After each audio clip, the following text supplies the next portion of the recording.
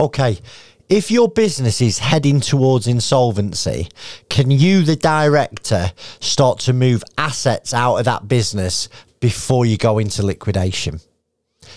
Question on lots of directors' minds at the moment, that they're looking forward to the year, you know, cost of living crisis, price of inflation, UK's in a recession, and you might be thinking, right, I know at some stage in the next 12 months I'm actually going to have to file for liquidation. A lot of people will be thinking, well, what can I do with the assets? Can I take them out? Can I move them to a new company? Can I give them to my friend Fred? You know, you've got to be really careful if you're going to become insolvent, okay, when it comes to company assets.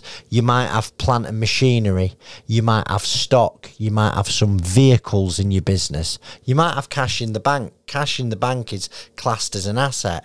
You might be owed money from your customers, that's classed as an asset. Think really carefully before you start to move these assets around. Now, as a director, ultimately, it's up to you. You know, yes, you could sell the plant and machinery. Yes, you could sell the stock.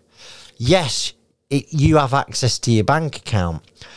But if you end up in a liquidation procedure, the insolvency practitioner who you'll need to instruct to get the company into liquidation is going to look really clearly and really closely at the events that have led up to the insolvency.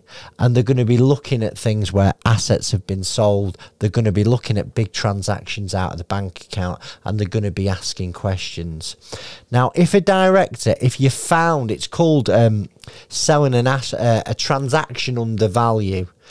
If you're found to have got rid of assets on the cheap, or gifted them here, gifted them there, sent money to, you know, your personal bank account, or sent money to another account that you're involved in, you're going to be accused of misfeasance. And the insolvency practitioner has the powers to start chasing you personally for these monies that has been sent, or these assets that have been transferred out cheap. Now, having said that, you can still sell assets. Of course you can. You're the director of the company. But please make sure that you have your assets independently valued, and make sure you have that valuation agreement and also a sale and purchase agreement. So when you go into insolvency, you can show that the assets were, you got a fair price for the assets. Really, if you're thinking about these questions, it's time to start seeking insolvency advice. If you want to speak to somebody independent, no obligation, no strings attached, please get in touch with us in First Business Rescue. You'll be able to book a call in the comment section below. Thank you for your time.